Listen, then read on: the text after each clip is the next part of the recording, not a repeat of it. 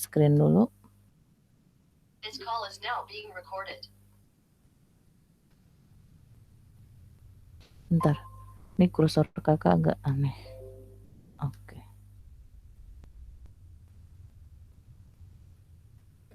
Oke, sudah di sini. Kemarin itu kalau nggak salah kita sampai nomor, masih persiapan 6 ya, sampai nomor 27.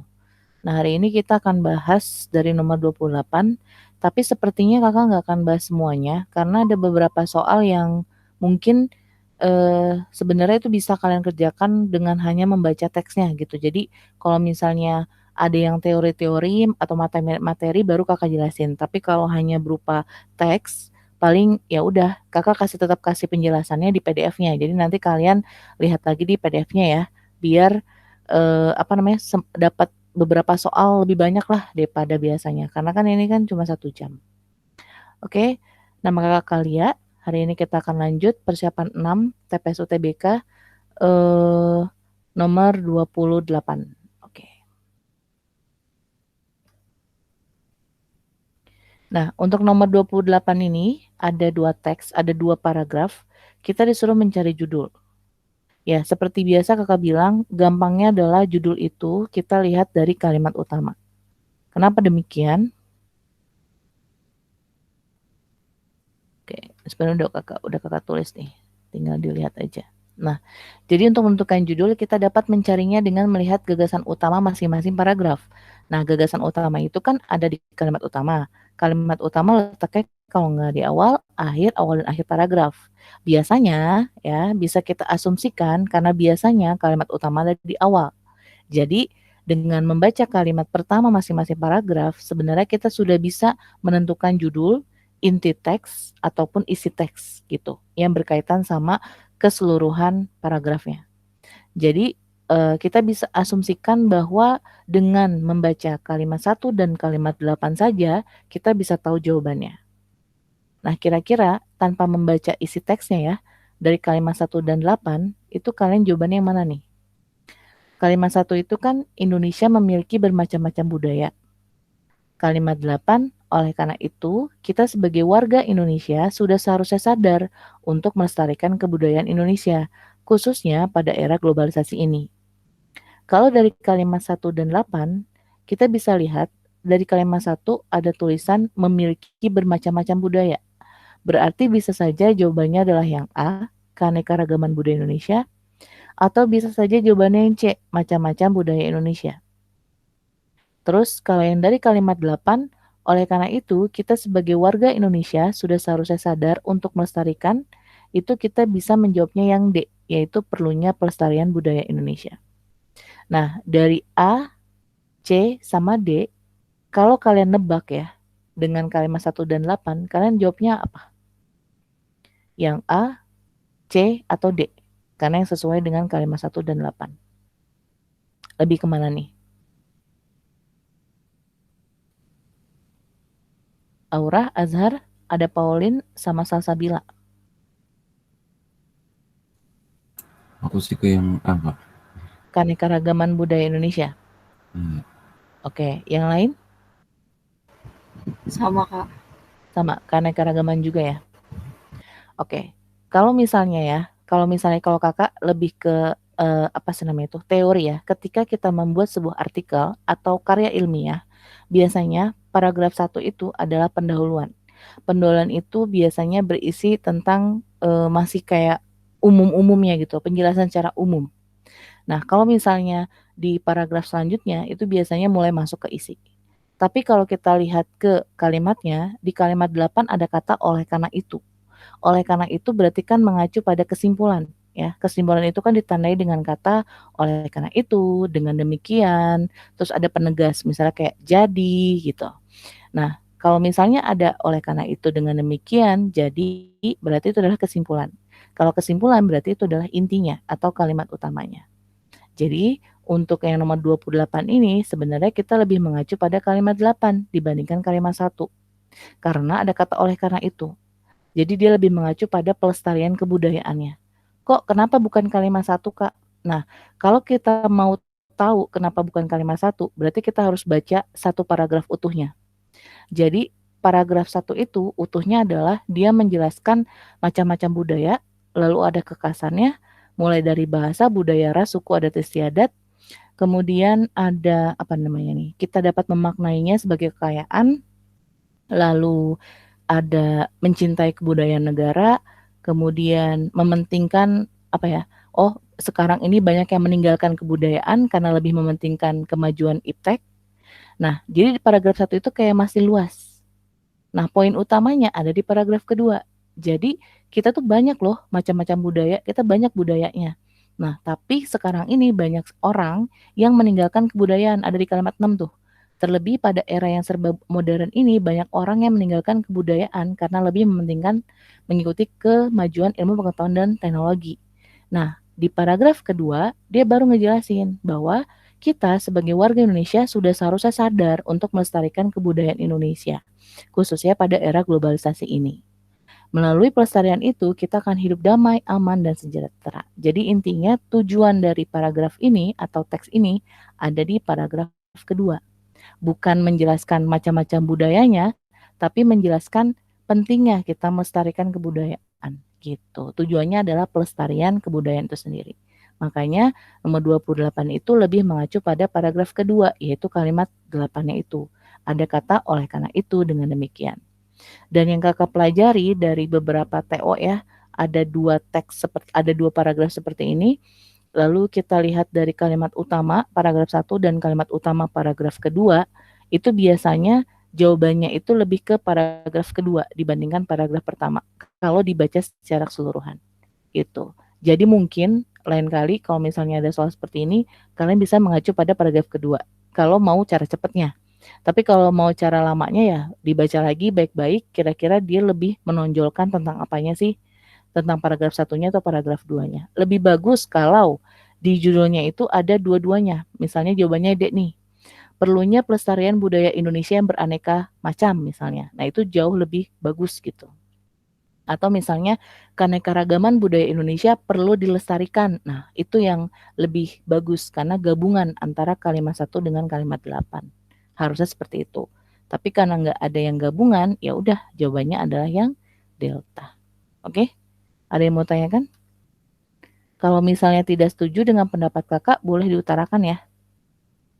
Ya, kira-kira ini penjelasannya. Kita lanjut nomor 29.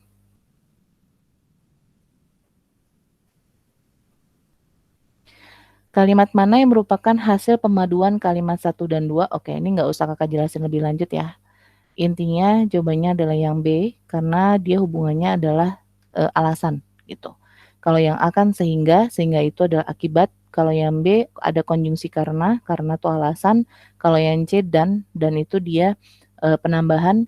Kalau yang D sama yang E itu yang menyatakan perluasan subjek gitu. Nah, setelah dibaca lagi itu lebih bermakna yang B, yaitu yang karena. Jadi kakak agak ngebut ya, karena ini masih gampang. Kita lanjut ke nomor 30. Nanti silakan dibaca lagi PDF-nya ya, nanti kakak kasih PDF-nya. Kalimat yang menyebabkan ketidakpaduan ide paragraf pertama adalah, nah ini juga kaitannya sama bacaan. Jadi kakak langsung jelasin, yaitu yang tidak padu. Masalah tidak padu itu berarti dia ketidakpaduan ide paragraf itu dapat dilihat dari nyambung atau enggaknya kalimat tersebut dengan gagasan utama atau tema paragrafnya. Nah, yang tadi kan kalimat 1 atau paragraf 1 itu kan menjelaskan tentang macam-macam budaya. Lalu banyak daerah dengan kekhasan budaya masing-masing. Ada bahasa, budaya, ras, suku, adat istiadat. Terus di kalimat 4 dia bilang bahwa perbedaan itu seharusnya kita dapat memaknainya sebagai kekayaan yang harus kita manfaatkan sebaik-baiknya. Terus di kalimat 5, namun pada faktanya banyak sekali masyarakat Indonesia yang kurang peduli dan mencintai kebudayaan negaranya. Di kalimat 6 dilanjutkan, terlebih pada era yang serba modern ini banyak orang yang meninggalkan kebudayaan karena lebih mementingkan mengikuti kemajuan ilmu pengetahuan dan teknologi. Tapi di kalimat 7 dia menjelaskan teknologinya. Mengikuti perkembangan ilmu pengetahuan dan teknologi itu merupakan hal yang sangat penting agar tidak tertinggal. Itu nggak ada hubungannya sama kebudayaan atau budaya atau macam-macam budaya yang sedang dijelaskan di paragraf 1 itu. Jadi yang tidak padu alias tidak nyambung dengan tema atau ide gagasan utamanya di paragraf 1 itu adalah yang kalimat 7. Karena dia ngebahas ipteknya gitu ya, bukan kebudayaannya. Ya, jadi untuk nomor 30 jawabannya adalah yang E, kalimat 7. Lanjut nomor 31. Kalimat mana yang merupakan hasil perbaikan kalimat 3? Nah, kalimat 3 ini kan bunyinya adalah mulai dari bahasa, budaya, ras, suku, adat, istiadat. Kalimat ini tuh salah, katanya si soal. Karena kita suruh memperbaiki kan. Nah, kesalahannya di mana? Kesalahannya adalah dia tidak efektif. Karena hanya terdiri dari keterangan. Jadi sebenarnya kalimat 3 ini masih lanjutan dari kalimat 2. Setelah masing-masing harusnya koma, lalu dilanjutkan mulai dari bahasa, budaya, ras, suku, adat, istiadat. Jadi harusnya gini, Indonesia memiliki banyak daerah dengan kekhasan budaya masing-masing. Mulai dari bahasa, budaya, ras, suku, adat, istiadat itu masih bagian dari kalimat 2. Karena itu adalah keterangan saja. Jadi itu nggak efektifnya di situ. Nah, kita suruh memperbaiki bukan menggabungkan ya. Memperbaiki, berarti kita membentuk kalimat yang baru yang masih melanjutkan kalimat 2. Berarti harus ada subjek dan predikat dan harus ada hubungannya dengan kalimat 2. Kalimat 3 ini kalau kita lihat mulai dari bahasa, budaya, ras, suku, adat, istiadat, dia ini adalah keterangan penjelas atau keterangan tambahan dari kalimat 2 yang berkaitan dengan kekhasan. Kekhasan budaya masing-masing itu apa aja sih? Mulai dari bahasa, budaya, ras, suku, adat, istiadat. Berarti kalimat 3 ini harusnya menyebutkan kata kekhasan, biar lebih nyambung dengan kalimat 2. Gitu kan? Nah, yang ada hubungannya dengan kekhasan itu adalah yang A, lalu yang D, sama yang E. Berarti B sama C salah. Caranya gitu dulu. Ya, jadi A, D, sama E karena ada hubungannya dengan kekhasan. Sedangkan yang B sama C itu nggak ada. Berarti B sama C itu bisa kita abaikan. Oke. Nah, setelah itu baru deh kita pilih antara A, D, sama E itu yang mana yang lebih tepat. Ada yang bisa? Apakah yang A, ada banyak kekhasan di Indonesia mulai dari bahasa, budaya, ras, suku, dan adat istiadat? Apakah yang D, Indonesia memiliki kekhasan bahasa, budaya, ras, suku, dan adat istiadat? Atau yang E, kekhasannya mulai dari bahasa, budaya, ras, suku, hingga adat istiadat? Kira-kira yang mana? A, D, atau E? Yang Kak. Bukan, Mbak. Nah, kalian jawab E. Kenapa? Karena enak. Lebih enak yang E. Lebih enak yang E gitu. Kayaknya lebih enak yang E ya kalau ngelanjutin. Indonesia memiliki banyak daerah dengan kekhasan budaya masing-masing. Kekhasannya mulai dari bahasa, budaya, ras, suku, hingga adat istiadat. Ya. Jadi kalau dari segi enak gak enaknya emang lebih enak yang E. Gitu. Tapi kalau dilihat dari efektif atau enggak, yang E itu enggak efektif. Kenapa yang E itu tidak efektif? Karena dia hanya terdiri dari subjek dan keterangan. Tidak ada predikat. Kekhasannya itu subjek, mulai dari bahasa, budaya, ras, suku, hingga adat istiadat itu adalah keterangan. Nggak ada predikat. Jadi yang E salah tuh. Lalu yang D juga salah. Kenapa salah? Karena di kalimat 1 sama kalimat 2 itu subjek predikatnya sudah Indonesia memiliki. Jadi nggak mungkin kalimat 3 juga Indonesia memiliki. Terlebih tadi sebenarnya di nomor 29 ya, dia itu menjelaskan gabungan antara kalimat 1 dan 2. Jadi kalimat 1 dan 2 udah digabung tuh. Nah sekarang kalimat 3-nya nggak mungkin dong subjek predikatnya adalah Indonesia memiliki. Tidak boleh ada repetisi dalam sebuah paragraf ya. Jadi pilih kata gantinya. Jadi yang D juga salah. Nah terus yang A. Yang A nggak enak gitu kan. Terus emang dia ada predikatnya. Nah jawabannya adalah ada. Predikatnya adalah ada. Jadi di situ sebenarnya adalah kalimat inversi. Predikat mendahului subjek. Predikatnya adalah ada, subjeknya banyak kekhasan. ada itu predikat, banyak kekasan adalah subjek. Di Indonesia itu keterangan, mulai dari bahasa, budaya, ras, suku, dan adat istiadat itu juga keterangan. Jadi jawabannya adalah yang A. Indonesia memiliki banyak daerah dengan kekhasan budaya masing-masing. Ada banyak kekhasan di Indonesia, mulai dari bahasa, budaya, ras, suku, dan adat istiadat. Gitu. Ya. Jadi nomor 31 itu jawabannya adalah yang A. Intinya yang E itu nggak efektif karena tidak terdapat predikat. Gitu. Enak sih enak. Emang lebih enak kekhasannya adalah gitu kan. Nah itu jadi biasanya kita kurangi nya ya. Kekhasannya gitu kita kurangi nya. Nya itu kan kata ganti sebelumnya kan. Berarti kan sebenarnya itu subjek. Nggak ada predikat di situ gitu. Makanya dia bukan yang E. Jawabannya adalah yang A. Sesuai dengan kalimat efektif atau tidak efektif. Kita lanjut nomor 32. Oke. Soal lawan kata mengatasi yang tepat dalam kalimat 3 adalah, nah, untuk soal seperti ini, baik itu lawan kata, sinonim, makna kata segala macam, kakak hanya bisa berkata bahwa ketika kalian sudah mengerjakan, berdoalah semoga benar, gitu ya. Jadi, untuk soal seperti ini tuh, kakak nggak bisa memastikan bahwa kakak nggak bisa, nggak bisa bilang kalau, kalian harus bisa nih soal kayak gini, karena ini gampang, nggak bisa juga. Kenapa? Karena kakak ketika mengerjakannya pun kakak harus ngeliat KBBI, Kamus Besar Bahasa Indonesia. Kakak nggak akan hafal KBBI itu, setebal itu tuh kakak nggak akan dihafal. Terus udah gitu kalau misalnya tanpa KBBI kita bisa jawab kok, oke. Tanpa KBBI kita bisa jawab berarti dengan melihat konteks kalimatnya kan. Mengatasi pada kalimat 3.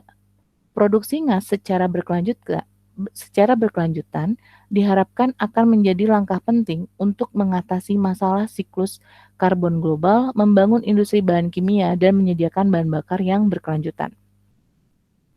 Kalau dari segi konteks kalimatnya, hanya siswa yang sering membaca yang mungkin bisa mengartikan kalimat tersebut atau yang bisa memaknai sebuah kata gitu. Kalau dia kosakatanya banyak, kalau dia sering baca.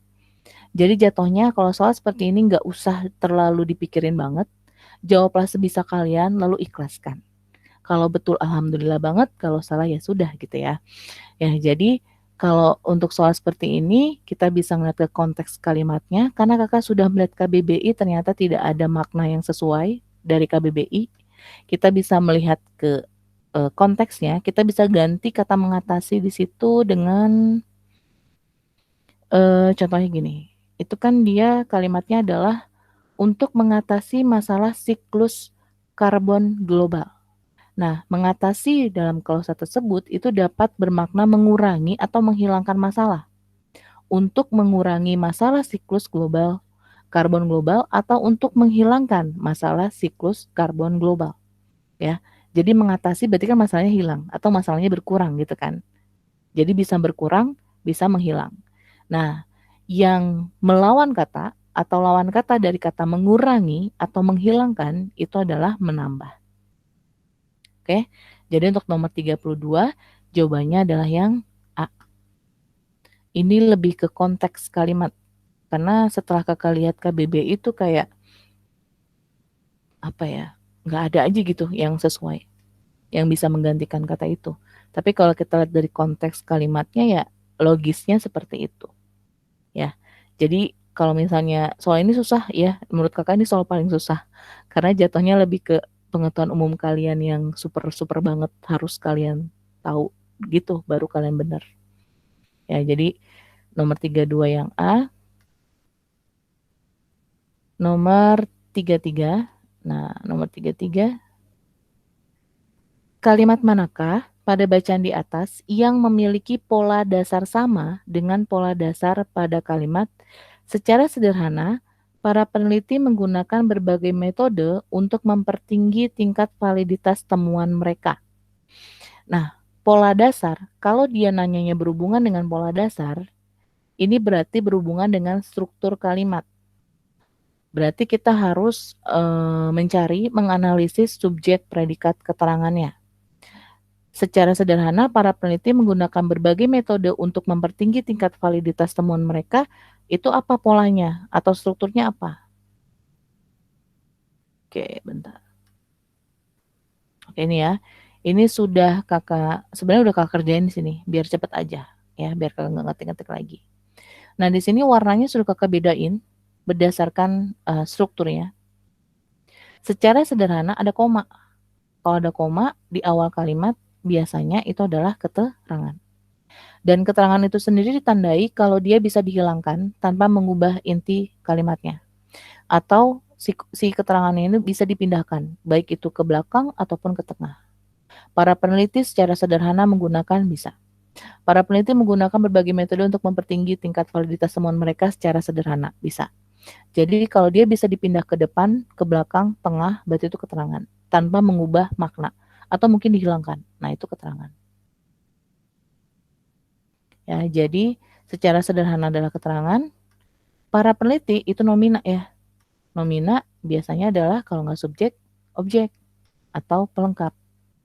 Menggunakan dia imbuhannya me, setelah subjek adalah predikat. Terus berbagai metode. Nah, setelah predikat yang imbuhannya me, biasanya selanjutnya itu adalah objek. Biasanya. Coba kita pasifkan, bisa apa enggak sih? Kalau bisa berarti ini beneran objek. Berbagai metode digunakan para peneliti. Bisa dipasifkan.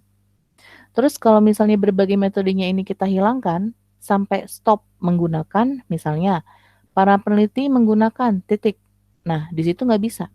Si menggunakannya itu atau predikatnya itu membutuhkan sesuatu, ya, membutuhkan sesuatu sebagai objek. Menggunakan apa? Menggunakan berbagai metode. Jadi berbagai metode ini adalah objek dari si predikat me. Ada kata untuk di situ. Untuk itu adalah kata depan. Kata depan apa aja sih? Nah, ini yang harus kalian hafalkan nih. Kata depan tuh ada di, ke, dari, pada, dengan, dalam, bagi, untuk, terhadap. Nah, itu semua dalam kalimat strukturnya itu adalah keterangan. Atau kalau misalnya kalian nggak mau ngafalin, ya udah. Ketika dia bisa dipindah kemanapun tempatnya, berarti itu keterangan. Contoh, misalnya kita pindahin depan ya. Untuk mempertinggi tingkat validitas temuan mereka, para peneliti menggunakan berbagai metode. Bisa. Para peneliti untuk mempertinggi tingkat validitas temuan mereka menggunakan berbagai metode. Bisa.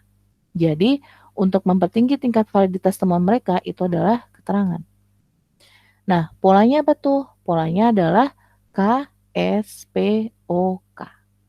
Berarti dari kalimat 2, 3, 4, 5, dan 6, kita harus mencari pola dasarnya sama, yaitu KSPOK. Agak lama ya berarti ini. Ya, jadi dengan demikian kita mencari pola yang sama dengan kalimat tersebut. Dan ini adalah soal asli tahun 2020 ya, UTBK.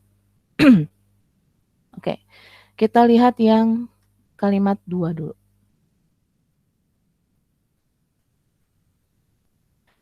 Campuran ini itu subjek.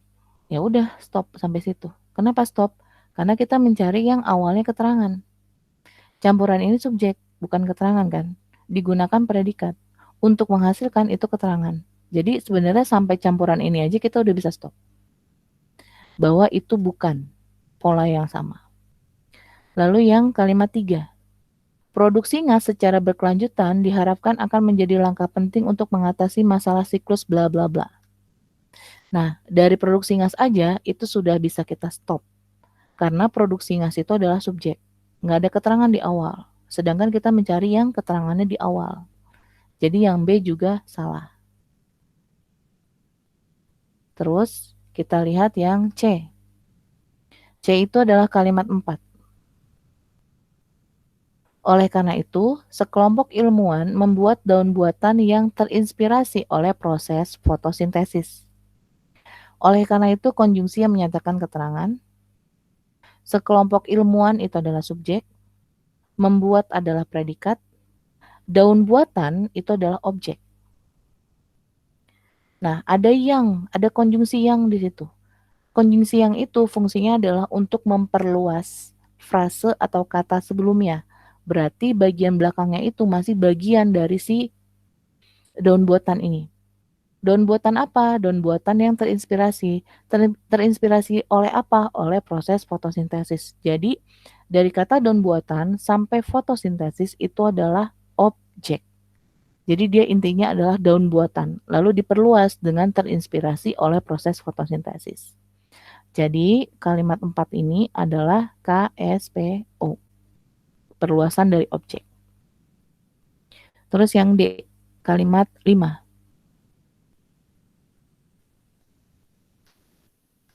Pada prinsipnya, tanaman menggunakan energi sinar matahari untuk mengubah karbon dioksida menjadi makanan. Pada itu kan berarti kata depan. Kata depan kan berarti dia keterangan ya. Pada prinsipnya berarti keterangan, tanaman itu nomina berarti subjek, menggunakan itu predikat, energi sinar matahari. Energi sinar matahari digunakan tanaman, berarti energi sinar matahari itu adalah objek. Untuk itu adalah kata depan, untuk mengubah karbon dioksida menjadi makanan berarti dia keterangan. Intinya kata depan itu fungsinya sebagai keterangan dalam kalimat. Jadi dia polanya adalah KSPOK, sama seperti pertanyaannya. Ya udah sampai sini sebenarnya cukup. Kalian bisa jawab yang D. Nah, ini sudah kakak tulis juga ya untuk yang E.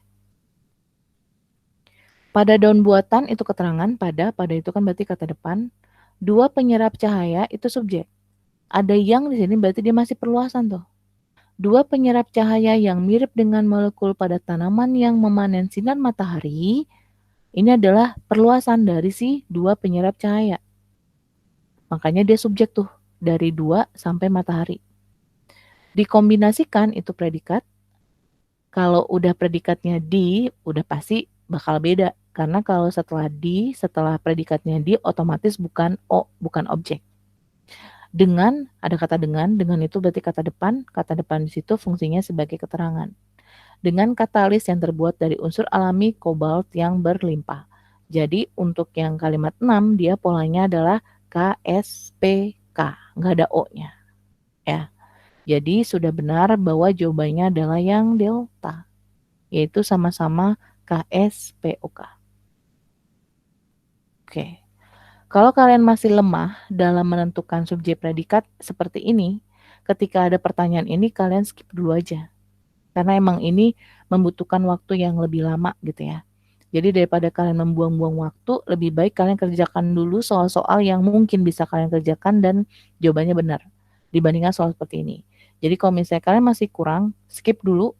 Kalian kerjakan dulu soal yang lain. Baru nanti kalau masih ada waktu, kalian balik ke sini.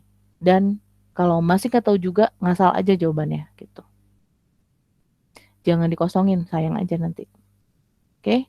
Jadi nomor 33 jawabannya adalah delta. Lanjut nomor 34.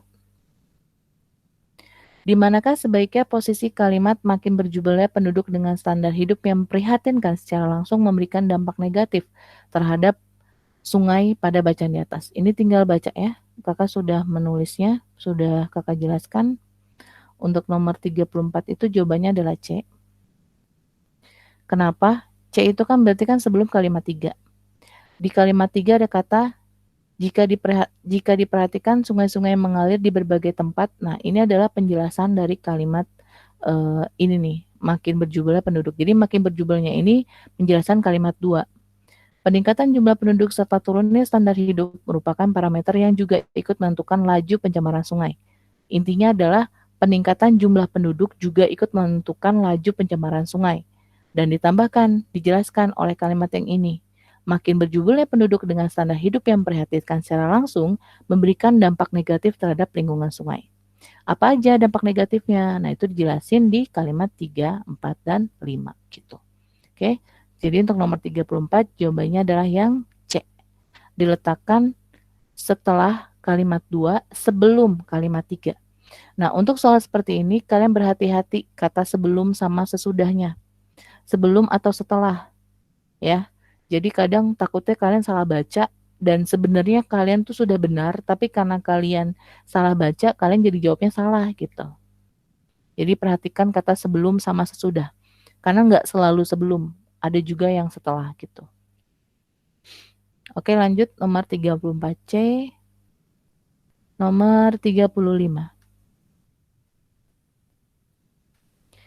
Tujuan penulisan kalimat kendati kondisi sungai sangat menjijikan sering dipakai untuk mandi, mencuci pakaian, mencuci piring, bahkan menggosok gigi pada kalimat 3 adalah tujuannya tinggal dilihat dulu aja tuh hubungannya apa sih kalimat 3 dengan kalimat 2 atau yang lain.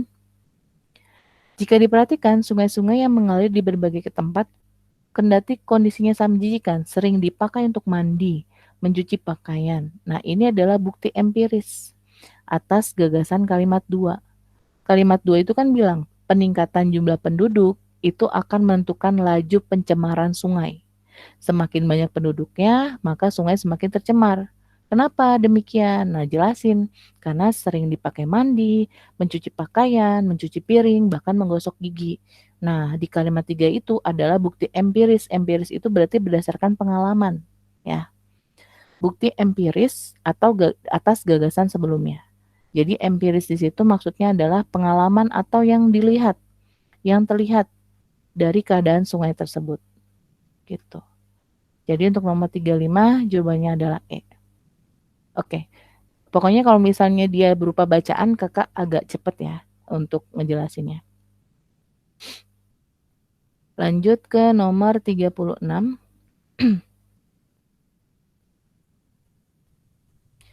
Imbuhan ber pada kata bersedih pada kalimat Maya bersedih semenjak ditinggal pergi ibunya.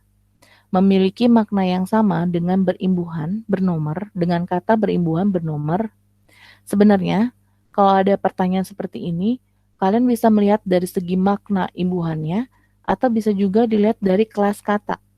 Kelas kata itu sendiri misalnya kayak nomina kah, verba kah gitu, adjektiva atau bukan. Jadi bisa juga nih, oh bersedih itu maknanya apa sih dalam kalimat itu? Bersedih itu kan maknanya adalah Maya menjadi sedih atau Maya menjadi sedih semenjak ditinggal pergi ibunya. Oh, makna bersedih itu adalah menjadi sedih. Berarti kita cari di antara 1, 2, 3, 4, 5 itu yang maknanya juga menjadi bla bla bla. Misalnya yang satu itu adalah belahan. Nih ya, bukan kalimat satu ya, tapi yang ditandai dengan satu. Satu itu adalah belahan. Apakah belahan itu adalah menjadi belah? Terus yang kedua adalah kekhawatiran. Apakah kekhawatiran itu menjadi khawatir? Terus yang ketiga memanas. Apakah menjadi panas? Lalu yang keempat tambahan. Apakah menjadi tambah? Yang kelima kenaikan. Apakah menjadi naik? Itu bisa kita cari di situ. Atau cara yang kedua, yaitu dengan menentukan kelas kata. Bersedih. Kata dasarnya adalah sedih.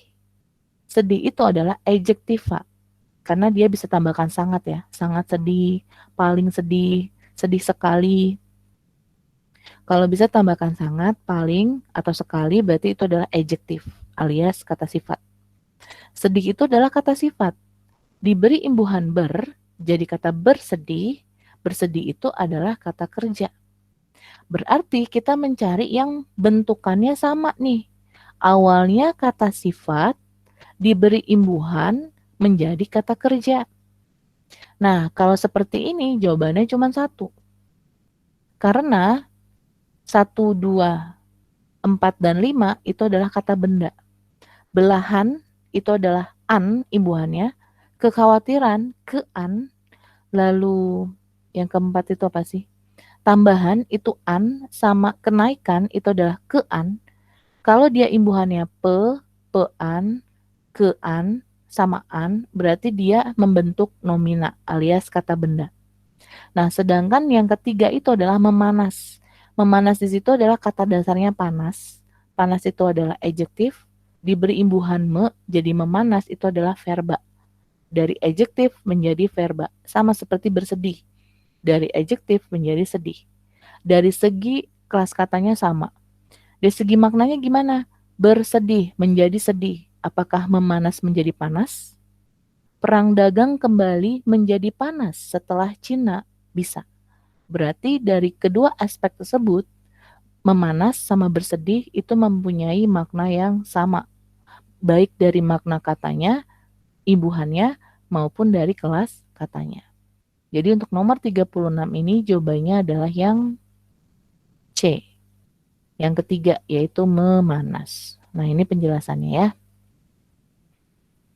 Oke.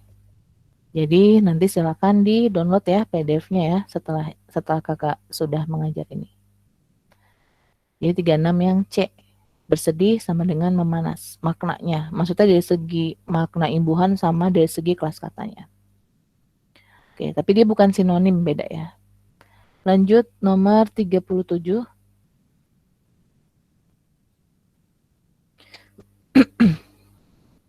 Perhatikan kutipan berikut. Nilai produk-produk yang menjadi target kenaikan bea masuk yang mencapai 75 miliar dolar AS.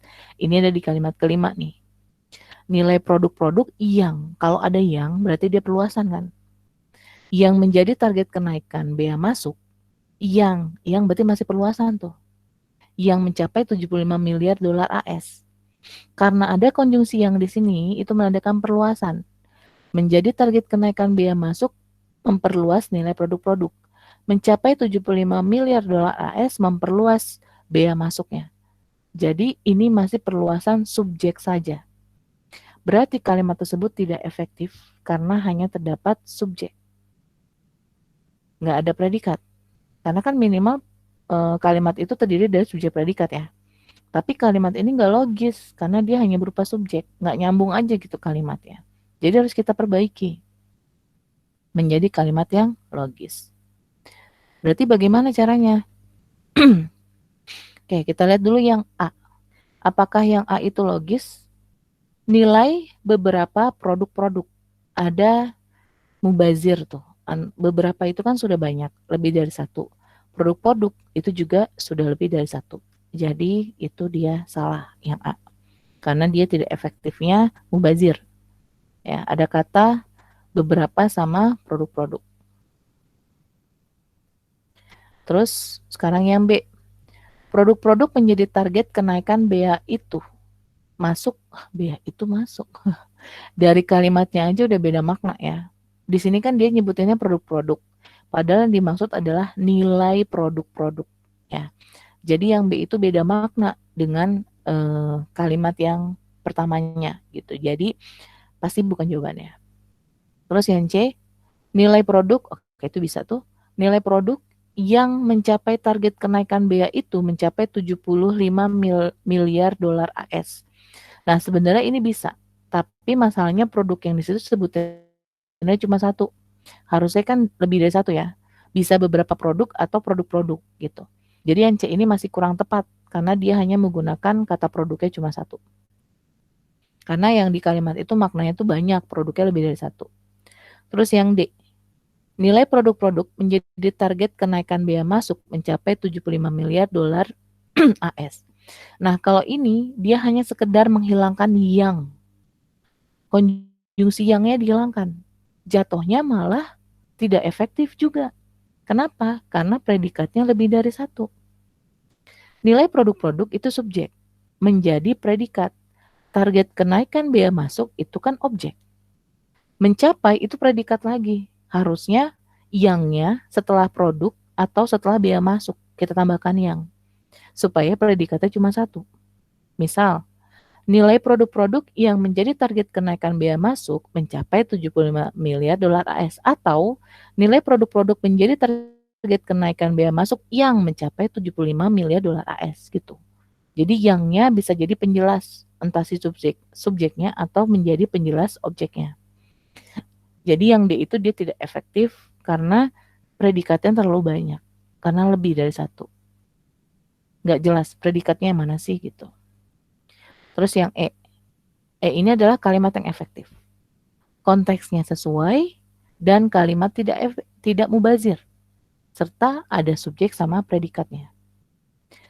Nilai produk-produk yang menjadi target kenaikan bea itu subjek. Mencapai predikat. 75 miliar dolar AS itu objek. Ya, jadi dia perluasan subjek. Menjadi target kenaikan bea itu adalah perluasan dari subjek nilai produk-produk. Nah, ini yang lebih benar gitu. Jadi nomor 37 jawabannya adalah yang E. Yang lainnya tidak efektif. Oke. Lanjut nomor 38. Kok nggak bisa? Bentar. Oke. Ungkapan yang digunakan penulis untuk mengibaratkan sesuatu seperti manusia pada bacaan di atas adalah, oke, ini sebenarnya dia nanyain majas personifikasi ya. Mengibaratkan sesuatu seperti manusia itu adalah makna dari majas personifikasi. Apa itu personifikasi? Personifikasi itu adalah mengorangkan, person itu orang, mengorangkan sesuatu. Sesuatu itu bisa benda mati, bisa makhluk hidup, seperti hewan atau tumbuhan. Ya, terus dia bertindak seperti manusia atau seolah-olah memiliki sikap atau sifat manusia. Nah, jawabannya adalah yang A, yaitu pahat yang menari-nari. Pahat itu adalah benda mati, menari-nari itu adalah kegiatan yang dilakukan oleh manusia. Tapi di situ pahat yang menari-nari, seolah-olah pahat bertindak seperti manusia atau orang. Nah, ini yang disebut dengan mengibaratkan sesuatu seperti manusia atau majas personifikasi. Jadi untuk nomor 38 jawabannya adalah yang A. Lanjut nomor 39. Bentuk pasif dari kalimat perajin kayu jati menguasai seni pahat memiliki pola yang sama dengan pola kalimat. Ini kan bentuknya aktif ya, karena predikatnya me. Berarti kita ubah dulu jadi bentuk pasif, karena dia mintanya bentuk pasif. Bentuk pasif dari kalimat ini, berarti ini adalah bentuk aktif nih. Kita ubah menjadi bentuk pasif dulu, gitu. Nah, biasanya yang berkaitan dengan aktif dan pasif pada soal UTBK 2020, dia berhubungan dengan predikat yang imbuhannya me diubah menjadi predikat imbuhannya di. Misalnya kayak ibu memasak nasi, nasi dimasak ibu gitu. Jadi cuman kayak objeknya dibalik jadi subjek. Biasanya seperti itu. Nah, jadi kalau ada kata kalimat perajin kayu jati menguasai seni pahat, kita ubah dulu menjadi pasif. Seni pahat dikuasai perajin kayu jati gitu. Nah, seni pahat dikuasai di sini kadang ada yang menambahkan oleh, ada juga yang enggak. Oke ya, jadi sebenarnya tambahin oleh apa enggak sih? Ya, bisa-bisa aja kalau tambah oleh. Tapi kalau ditambahin oleh, dia jatuhnya keterangan. Seni pahat dikuasai oleh perajin kayu jati, itu keterangan. Tapi kalau nggak ada olehnya, itu jadinya pelengkap. Seni pahat dikuasai perajin kayu jati, berarti SPPL. Tapi kalau ada olehnya berarti SPK gitu. Dan ada apa enggaknya tergantung sama ABCD-nya ini. Karena dia mintanya memiliki pola yang sama dengan pola kalimat. Jadi kita cari dulu yang bentuk pasifnya itu sama seperti ini. SP, kalau enggak K ya PEL. Pilihannya itu antara S, P, K atau PEL. Dari kalimat 2, 3, 4, 5, dan 7. Oke, ini coba penjelasannya ya. Ini. Oke.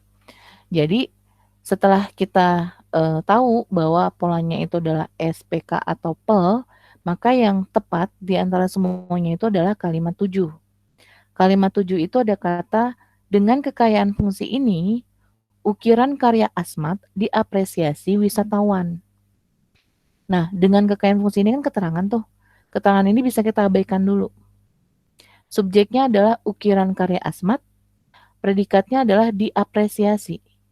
Nah, kalau dia keterangan, berarti kita tambahkan oleh wisatawan, itu bisa.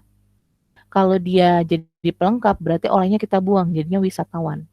Nah, itu juga bisa. Terus kalau kita aktifkan bisa nggak? Bisa. Wisatawan mengapresiasi ukiran karya Asmat. Itu bisa. Nah, kebanyakan siswa itu terkecoh dengan menjawab kalimat 3. Kakak jelasin ya, kalimat 3. Jadi banyak tuh yang jawab, jawabannya kalimat 3 Kak, gitu. Kenapa? Karena dia sama-sama kayu subjek, dipahat predikat, menjadi ukuran rumit. Jadi gara-gara si dipahatnya itu. Dipahat itu kan memang dia pasif ya, lalu dia sebagai predikat. Jadi gara-gara itu akhirnya banyak yang jawab 3. Tanpa melihat C, D, dan E gitu. Jadi langsung aja jawab B. Padahal belum dilihat lagi tuh kalimat 4, 5, 7-nya seperti apa. Nah, kalau kalimat 3 ini dia tidak sama seperti yang pertanyaannya. Kenapa? Walaupun ini dia bentuk pasif, tapi bisa nggak diaktifkan? Berarti kalau diaktifkan jadinya gini ya, menjadi ukuran rumit memahat kayu. Nggak bisa. Atau kalau dia jadi keterangan berarti bisa dipindah kemanapun. Menjadi ukuran rumit kayu dipahat, nggak bisa gitu. Ya, jadi ini tidak sesuai dengan pertanyaannya. Meskipun predikatnya sama-sama dipahat. Dan meskipun mungkin sepertinya bentuknya sama, kayu itu subjek, dipahat itu predikat. Oh, menjadi ukuran rumit itu ya antara pelengkap ataupun keterangan gitu. Tapi setelah kita aktifkan nggak bisa. Sedangkan kalimat 7 kita aktifkan bisa. Wisatawan mengapresiasi ukiran karya Asmat gitu. Ya, jadi jawabannya adalah yang E, yaitu kalimat 7. Oke, lanjut nomor 40. Kata manakah pada bacaan di atas yang berkandungan jenis kata yang sama dengan jenis kata jadi pada potongan kalimat jadi orang yang sukses? Ini kakak sebenarnya agak bingung ngerjain soal ini ya. Oke, jadi gini aja deh. Berkandungan jenis kata yang sama itu berarti bisa menggantikan gitu. Maknanya sama, bisa menggantikan. Nah, yang bisa menggantikan bagi sebagai dapat apabila dalam itu adalah si sebagai. Jadi orang yang sukses itu bisa kita ganti dengan sebagai orang yang sukses. Begitupun pada kalimat 2, kan di B itu adalah kata sebagai dalam kalimat 2. Berarti kita cari nih kata sebagai. Sebagai usaha untuk meraih keberhasilan dalam mencapai tujuan. Nah, sebagai usaha untuk meraih keberhasilan kita ganti dengan jadi. Jadi usaha untuk meraih keberhasilan itu juga bisa. Ya, jadi intinya ketika dia nanya mengenai berkandungan jenis kata yang sama, entah itu makna, entah itu kelas kata, entah itu dia sama-sama kata depan kah, entah itu sama-sama konjungsi lah gitu. Jadi kalian analisis yang lain-lain lah gitu. Jadi jawabannya bisa dari berbagai aspek gitu. Bisa dari maknanya, bisa dari kelas katanya, bisa dari sama-sama konjungsi gitu. Nah, kalau untuk ini dia sama-sama maknanya, jadi bisa menggantikan alias sinonim. Bisa saling menggantikan. Maknanya sama aja gitu. Ya, jadi untuk nomor 40 jawabannya adalah B. Lanjut nomor 41. Oke. Pada kalimat 5 terdapat frase berlimpahnya sumber daya alam yang akan memiliki kesejajaran bentuk dengan frasa yang lain. Jika diperbaiki menjadi, oke, kalau dia berkaitan sama kesejajaran, berarti dalam kalimat tersebut terdapat perincian. Karena dia bilang sejajar, berarti perinciannya tuh ada 2 atau 3 gitu. Dan kita disuruh mengubahnya menjadi sejajar, berarti kalimat tersebut atau frasa tersebut tidak sejajar. Nah, pada kalimat 5, kalimatnya kan bunyinya gini ya. Apabila suatu organisasi sudah memiliki modal besar, teknologi canggih, dan berlimpahnya sumber daya alam, nah itu ada perincian tuh. Modal besar, teknologi canggih, dan berlimpahnya sumber daya alam. Itu perinciannya. Dia nanyanya adalah, kita ganti nih. Kita memperbaiki berlimpahnya sumber daya alam. Berarti berlimpahnya sumber daya alam itu tidak sejajar dengan modal besar sama teknologi canggih. Nah, masalah sejajar itu dilihat dari mana sih? Jadi sejajar itu jika dalam kalimat tersebut terdapat perincian dan perinciannya itu harusnya menggunakan entah itu imbuhannya sama, kalau semuanya semuanya pakai kalau semuanya semuanya pakai kalau semuanya kata benda atau kelas katanya, kalau semua kata benda ya semua kata benda. Kalau kata kerja berarti semuanya harus kata kerja gitu. Jadi sejajar berarti entah itu bentuknya, imbuhannya ataupun kelas katanya. Oke, nah sekarang kita lihat di sini ya. Jadi kan yang dibandingkan adalah modal besar, teknologi canggih, sama berlimpahnya sumber daya alam. Nah, ini perinciannya ada 3 nih. Berarti yang tidak sejajar adalah berlimpahnya sumber daya alam. Dengan demikian, berarti modal besar sama teknologi canggih sejajar. Nah, sejajarnya dalam hal apa? Modal besar, modal itu adalah nomina, besar itu adalah adjektif. Jadi kalau bisa ditambahkan sangat atau paling, dia berarti adjektif ya. Modal besar berarti nomina, adjektif. Teknologi canggih, teknologi itu adalah nomina, canggih itu adalah adjektif. Berarti modal besar sama teknologi canggih sama-sama nomina duluan, lalu adjektif. Nomina, adjektif. Sedangkan berlimpahnya sumber daya alam itu kebalik. Jadi ternyata berlimpah itu adalah adjektif, Pak, karena bisa tambahkan sangat. Sangat berlimpah. Awalnya kakak kira berlimpah itu kata kerja, karena imbuhannya ber ya. Ternyata enggak. Jadi berlimpah itu karena bisa tambahkan sangat, sangat berlimpah, paling berlimpah, berlimpah sekali, itu adalah adjektif. Nah, cara gampangnya adalah selama kalian masih belajar ya, kalian bisa ngelihat ke KBB ini. Kalian cari kata yang kalian mau, misalnya berlimpah. Berlimpah tuh. Misalnya berlimpah. Nah, berlimpah di sini kan ada sebelum maknanya ada a-nya merah ya. Nah, ini adalah adjektif. Jadi berlimpah itu adalah adjektif alias kata sifat. Tapi kalau tadi berlimbah di sini ada v. Itu adalah verb alias kata kerja. Jadi berlimbah adalah kata kerja, tapi kalau berlimpah itu adalah adjektif gitu. Terus tadi kan teknologi itu apa? Teknologi itu kata benda. Cari aja teknologi. Nah, teknologi itu N, nomina, kata benda. Ya, jadi di sini kita bisa tahu bahwa berlimpahnya sumber daya alam itu dia polanya AN, adjektiva duluan baru nomina. Sedangkan kalau modal besar sama teknologi canggih itu NA gitu kan. Nah, berarti kan dia nggak sejajar. Kita perbaiki supaya sejajar. Ya udah tinggal diubah aja ke belakang. Sumber daya alam berlimpah gitu. Nggak usah pakainya. Jadi modal besar, teknologi canggih, dan sumber daya alam berlimpah. Maka jawabannya yang A. Kenapa nggak pakai yang? Kan lebih enak pakai yang sumber daya alam yang berlimpah. Masalahnya modal besar sama teknologi canggihnya kan nggak pakai yang. Kan kita suruh sejajar. Kecuali kalau dia perinciannya adalah modal yang besar, teknologi yang canggih. Baru deh tuh jawabannya adalah sumber daya alam yang berlimpah. Tapi karena si modal besar sama teknologi canggih nggak ada yangnya, berarti sumber daya alam berlimpahnya nggak usah pakai yang. Oke, jadi untuk nomor 1 jawabannya adalah A. Kok nggak bisa? Oke.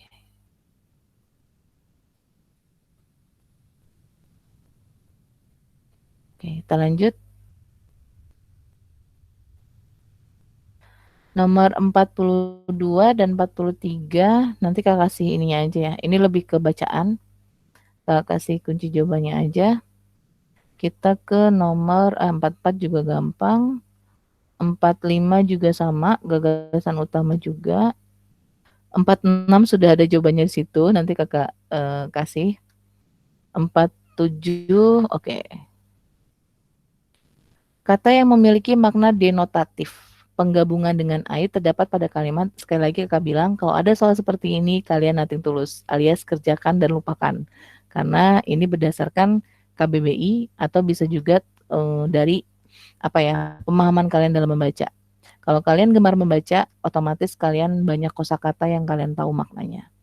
Nah, di sini kalimat yang dimaksud adalah denotatif itu adalah makna yang sebenarnya alias sesuai dengan kamus. Nah, di kamus itu yang maknanya penggabungan dengan air itu adalah hidrasi. Nah, hidrasi itu terdapat pada kalimat ketiga.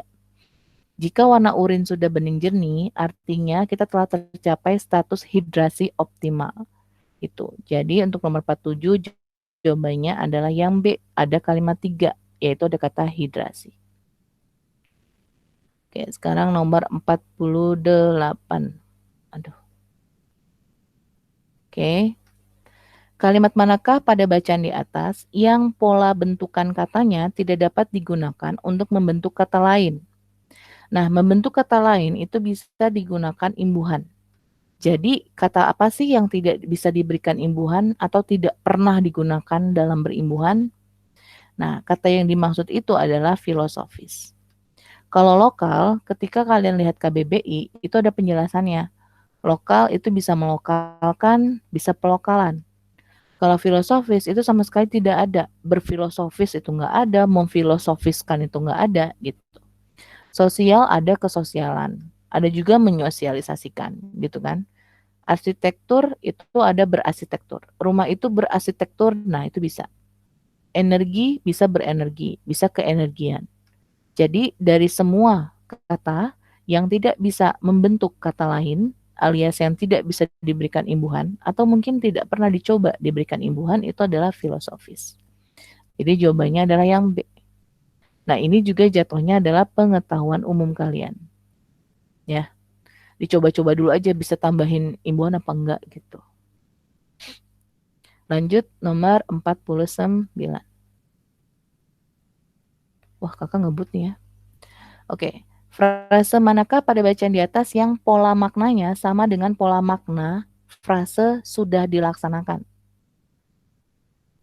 Oke, sebenarnya kalau kalian nebak pasti kalian udah bisa jawab tuh. Jawabannya adalah yang, ada yang bisa nebak? Mana yang polanya sama? Sudah dilaksanakan? Yang Sebelum D, kakak Kak. jelaskan. Yang D, iya betul. Kenapa? Karena bentuknya sama gitu kan.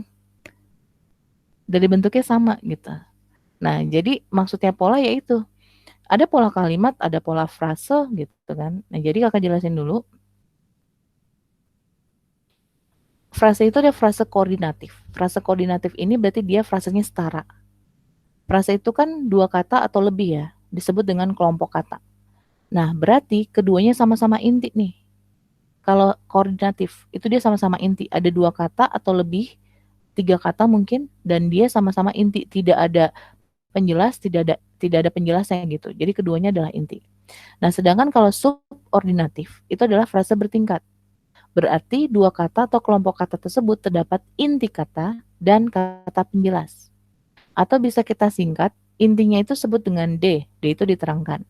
Sedangkan penjelasnya adalah M. M itu adalah menerangkan. Contoh ya. Sekarang yang frase koordinatif dulu. Tadi kan koordinatif itu adalah setara. Keduanya adalah inti. Nah, keduanya adalah inti. Di tengah-tengahnya bisa ditambahkan konjungsi setara seperti dan atau, juga tidak diberikan sama sekali seperti jual beli, pasang surut, kakak adik. Nah, sebenarnya kan itu sama-sama inti. Jual dan beli, pasang dan surut, hak dan kewajiban. Nah, itu dia polanya sama. Mungkin kalau kalian ikut TOSG ada pernah soal ya, jual beli itu polanya sama dengan apa? Nah, jawabannya adalah pasang surut gitu. Karena jual beli dia setara, sejajar, dua-duanya inti. Pasang surut setara, sejajar, dua-duanya inti. Bisa ditambahkan dan atau. Jual atau beli, jual dan beli. Pasang atau surut, pasang dan surut gitu. Nah, terus kalau yang subordinatif berarti dia ada tingkatan. Ada inti lalu ada penjelas. Sudah dilaksanakan, intinya adalah dilaksanakan. Berarti dilaksanakan itu adalah D, diterangkan. Jadi bacanya gini, dilaksanakan itu diterangkan oleh kata sudah. Sudah itu menerangkan kata dilaksanakan. Makanya polanya MD. Berarti kita mencari yang polanya sama, yang sama-sama menerangkan dulu, baru kemudian diterangkan. Penjelasan dulu, baru kemudian inti. Nah, yang sama-sama penjelasan dulu, baru kemudian inti, itu adalah yang D, telah menghasilkan. Telah itu adalah M, menghasilkan adalah D. Karena intinya adalah menghasilkan ya. Jadi dia penjelas dulu, baru kemudian inti. Nah, itu sama tuh. Jadi jawabannya D. Terus kalau yang A, itu sama seperti yang E. A itu kan kearifan lokal. Kearifan lokal intinya adalah kearifan. Kearifan yang lokal, berarti intinya adalah kearifan. Berarti dia polanya DM. Kearifan sebagai inti, lokal sebagai penjelas. Kearifan diterangkan oleh lokal, lokal menerangkan kearifan. Jadinya dia polanya DM. Nah, DM ini sama seperti konsep arsitektur. Konsep arsitektur itu juga DM. Karena inti dari konsep arsitektur itu adalah konsep. Konsep itu D sebagai inti, arsitektur itu M sebagai penjelas. Ya. Jadi yang A sama yang E polanya sama. Terus sekarang yang B sama C. Nah, B sama C itu juga polanya sama. Kenapa? Karena sama-sama adverbia. Ini tidak ada inti, tidak ada penjelas. Jadi frasa adverbia jika diawali dengan kata depan. Di, pada, dari. Nah, itu adalah adverbia. Jadi, untuk nomor 49 jawabannya adalah D. Oke? Nah, ini nanggung ya, nomor 50. Satu lagi untuk TPS 6. Oke, cara ngerjainnya gimana sih? Nah, kalau cara mengerjakan ini adalah beda-beda ya. Jadi tergantung sama kamus yang kita punya. Ini yang kita punya kamusnya. Ioni jalan pulang, io inino itu jalan kembali, o ina itu jalan pergi, o ina, o oni, io i ai itu jalan pulang menuju jalan pergi. Nah, yang ditanya adalah jalan kembali menuju jalan pulang. Sebelum kita mentranslate langsung, kita juga harus melihat yang ini dulu nih, yang jalan pulang menuju jalan pergi. Yang kita lihat apanya? Yang kita lihat adalah posisinya. Jalan pulang menuju jalan pergi. Jalan pulang itu kan kalau kita lihat yang paling atas itu adalah yioni. Kalau dia jalan pulang di awal kalimat, berarti harusnya ini juga yioni kan? Tapi masalahnya ini bukan yioni, tapi oina. Nah, terus gimana dong posisinya? Nah, kita cari dulu posisinya dulu nih. Kita lihat posisinya. Jalan pulang pada kalimat tersebut adalah yioni. Nah, yioni terletak di tengah. Ya kan, di sini ditambahkan o. Ya. Yioni ditambahkan o, itu di tengah. Berarti kalau jalan kembali kita mau translate, dia harus ada di tengah. Jalan kembali itu apa? Yoi nino. Nah, cari yang tengah-tengahnya yoi nino. Yang tengah-tengahnya yoi nino adalah yang D. Gitu. Terus sekarang yang jalan pergi. Jalan pergi itu kan o ina. Nah, o ina itu ada di depan. Ini berarti ketika dia letaknya di akhir kalimat, maka kita translate-nya kita taruh depan. Yang ditanya adalah jalan kembali menuju jalan pulang. Yang terakhir kan jalan pulang. Nah, jalan pulang ini adalah yioni. Nah, berarti yioninya ini kita taruh depan. Ya udah, jawabannya adalah yang D. Gitu. Sampai sini jelas nggak? Jadi kita sama ini. Jalan kembali itu oiina sini. Kemudian jalan pergi, jalan pulang ini yioni gitu. Jadi sama polanya. Menuju ada di belakang. Menuju kan I-O-I, I. Nah, sama ini juga sama. Menuju adalah I-O-I, I. Jadi jawabannya adalah D. Nah, jadi untuk pola hipotesis seperti ini tidak melulu sama caranya. Jadi harus kita analisis dulu kamusnya apa, lalu dia susunannya bagaimana gitu. Oke? Sudah jam 16.19 ya. Nanti kalau misalnya pertanyaan sampaikan pada pertemuan selanjutnya yang entah kapan itu. Mohon maaf kalau kakak ada salah. Semoga yang belum ujian ketika UTBK kalian dapat mengerjakan dengan baik dan benar dan mendapatkan skor yang maksimal ya. Mohon maaf kalau kakak ada salah. Wassalamualaikum warahmatullahi wabarakatuh. Waalaikumsalam. Makasih ya, Kak. Iya. Makasih, Kak. Iya. Ya, Makasih, sama-sama. Kak. Ya.